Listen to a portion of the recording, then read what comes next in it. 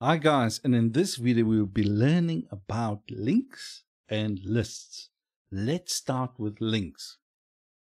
A link is represented with an A tag. Now let's do that quickly. Let's type in an A tag. So as you can see, we got an A element. So basically what we can call this is a link element, but the representation of the A actually means anchor. It means it's an anchor tag and an anchor element. But as you can see, it is not complete yet. It needs an attribute. As we learned in a previous lesson, what an attribute is, it's got a name and it's got a value. So what is this one's name? The name for this one is href.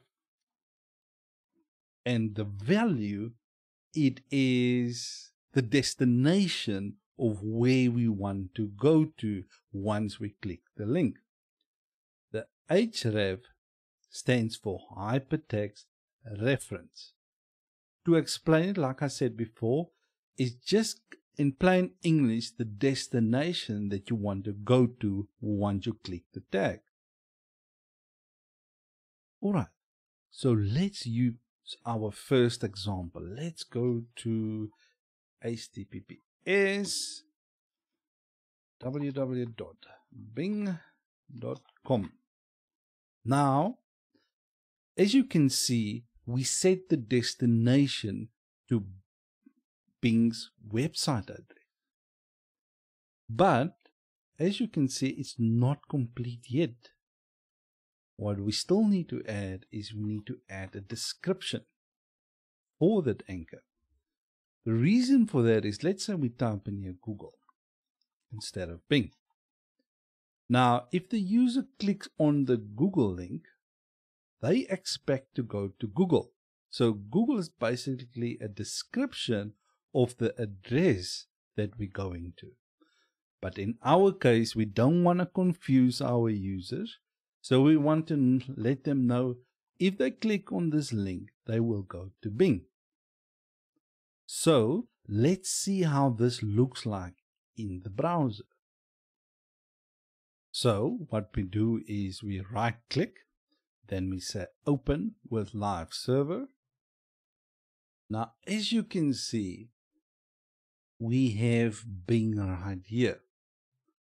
Now what if we didn't put any description? If we didn't do that, nothing will show up. Let me demonstrate that quickly. So back in our browser, we delete the Bing and we save it, and then we open with live server. Now as you can see, there's absolutely nothing. No one will even know that there's a link right there. Okay, so what we need to do is we need to give a description to let the user know that this is a link that they can click on to go to Bing. So let's go to the VS Code again. So in VS Code, we type Bing. So let's open with live server again. Now, as you can see, Bing appears right there. It's got an underline and it's got some different colored text. Now, if we click on Bing, let's see what happens. Voila! We add Bing's website. Now, as you can see, that anchor tag linked us directly to Bing website. How cool is that? But let's go back to our VS Code editor. Now, as a general rule, this is an external link. Why? Because it links to someone else's website. It could be anybody's website. For that, you want the user to open a new window, not in the same window. Basically, what happens is they go immediately off your website and immediately Bing's website. Then they completely forget that they've been on your website. And you don't want that to happen. You normally want external links to open a new tab. But how do we do that? Now, let me show you quickly. We need to add another attribute. Now, the another attribute attribute, sorry for that, is going to be called target. Wow, all this. Let's put it like this, target. Now target, it's the name of the attribute, and then we're going to add the value. Now there is 4 different values. The default value that we have seen there is called self, meaning it will open in the same window that the link was clicked on. Now that's the default one, so we don't have to type target.self when we do an anchor link, because it is by default opening on the self. But if we want to open it in a new window, we need to, let's say, target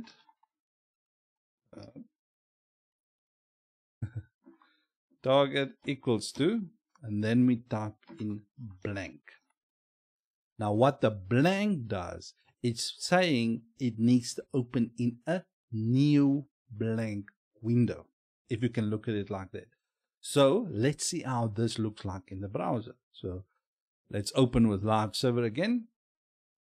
Now, as you can see, we've got our Bing link here. So if we click on it, do you see that? It opens a new window. How cool is that? So if you can see, we're still on our website. That is what's very nice about it is your own website will still be available, so that the user don't have to go to the URL again and have to type your address again because they want to come back to your website. Nope, they stay on your website. You make an external link to the external resources. But here is the rule. But you can do whatever you want. But for best customer experience, you want your users, when they come to your website, you want it to be as friendly and as helpful as possible. On your own website, what you want to do is you want the links to be self-links. They want to be default links, because you want the user not to have many different new tabs opening up the whole time for your same browser, for your same website.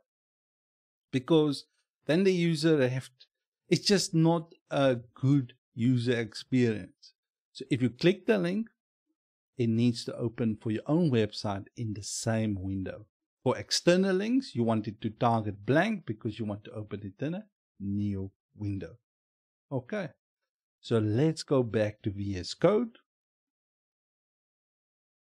So just to kind of hammer the point again. Sorry, I'm butchering it at the moment, but let me just, you need 2 things for an anchor tag.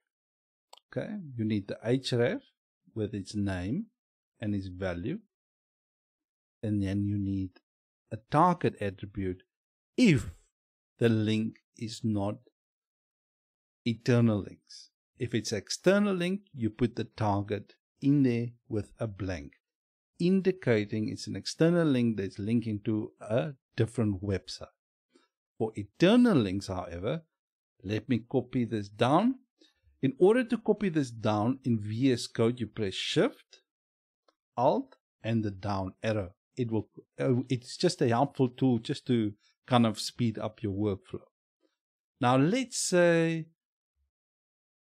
we want to link to a different page in our own website. So let's leave out the target, and let's just call this one second page. Now on our left hand side under our Explorer, right here on this window here, we right click, we say new file, and we call it second.html. Now I will explain this in a different video, why on the different pages here, but for now just bear with me. Here I'm just going to type in second page. Okay, so let's type this one, let's capitalize that one. So right here, instead of the external link, I want to type in second. As you can see in VS Code, it gives you a helper here that can, if you start typing your pages, you will immediately kind of get your pages like a suggestion. So if we click on that, but if you don't have that, you can just type in second.html. Now, because we didn't do target.blank, the default value is target underscore self. So let's see how this looks like in the browser. But before I do that, let me just add a line break between the two just to separate them. So let's open in the live server. Now, as you can see, this is Bing. If we click on it, it will open a new window for us. But if we go to the second page, which default value is self, wow, as you can see, it linked to our second page. How cool is that? All right, so let's go to VS Code again. Just to quickly recap, a tag stands for anchor tag. It's got an href as a name, and the value will be the destination that you want the link to go to, with a descriptive name of the link, and obviously your closing one. And if you want to open it in a new window, you type target for blank. By default, we just don't see the target on this one, but it is there indicating that it will go to self, meaning the same window. All right, that's all for links. And the next one we're going to go to is lists. Let's just kind of also hammer in the things that we learned before. Let me just do this quickly. We got our H1, if you remember correctly, 1H1 describing the content. So we put links and lists. Now the first one that we have here, we're going to do an H2 with indicating links. Okay, so now we have our links here. And the next one we're going to have is lists. L-I-S-T-S. In HTML, we have three different types of lists. We got a, let me just type it quickly, H3, ordered list,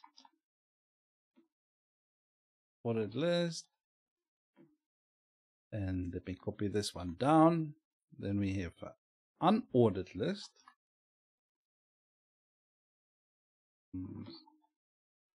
and then we got a descriptive list.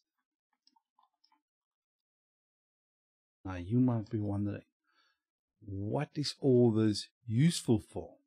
You will see later in the courses why this is useful. But let's start with an unordered list. Now, for an unordered list, you need a OL indicating unordered list. Sorry, I said unordered. A ordered list. So if we type it, you get an OL indicating ordered list. Now, then what we do is, in between those two tags, we press enter. And between those two, we will type LI, indicating list item. So we will have a less than LI. Let me close it off. Now we have a list item. And that's what the LI stands for, list item. And the OL stands for ordered list. Okay, so let's call this one list item 1. And let's call this one list item 2. And this one list item 3. In order to copy your work down quickly, it's Shift, Alt, and the down arrow. Then you can copy it down quickly. Okay, so let me just type in that. It is Shift plus Alt on Windows keyboard and the down arrow key. Okay, then you can copy it down. You can place it anywhere in that line that you want to do it in. Okay. So the next one that we have is obviously the unordered list. So for the unordered list, you guessed it, it is UL, unordered list. Now what we do is we open up. So you have your start tag there and your end tag there. The same way we do the body tag. You see there, open and close and all the content in between.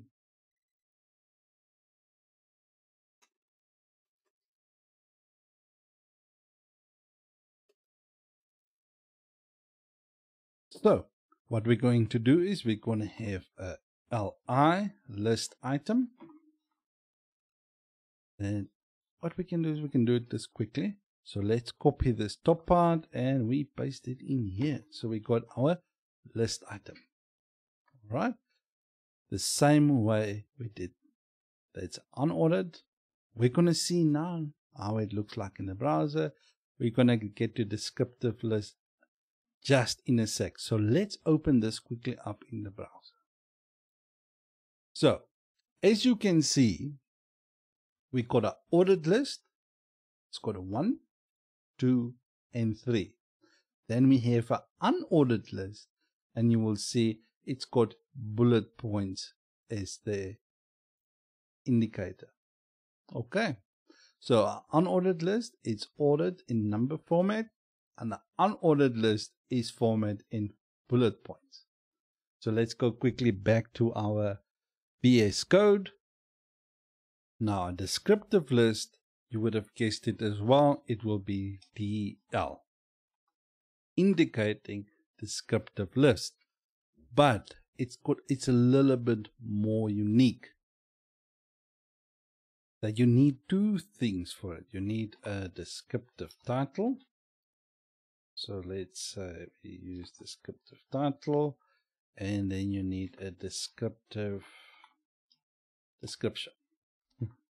So for this one, we're going to use OL, and then we're going to do the description for it. This OL, let's just leave it like that, stands for ordered list. And then we can use and do another one. Let me copy down and paste that as well. So that is UL, and UL stands for unordered list. Okay, so let's see how this looks like. Open with live server. Now, as you can see, OL stands for ordered list, UL stands for unordered list. This basically works like if you see a dictionary, you have the name of the item or the object, and then you'll have the description of that object. That's what descriptive list will be mostly used for. All right. And I just want to end off the video there. What we've learned is links, the different types of links, meaning anchor tags. Then we work with our list, ordered list, unordered list, descriptive list, and that's it for this video, guys. So if you want to, you can just go to the video and pause it there and see how it works, and just try out a few things. Just create an ordered list with apples, different fruits, an unordered list with veggies, and a descriptive list with like cat or dog or car, whatever, just to get kind of just a feeling for it. All right. And in the next video, we will be discussing images. And if you like this video, please give it a thumbs up, as it will help others to find the video, and leave a comment if you have any questions. Thanks for watching, guys, and I will see you in the next one.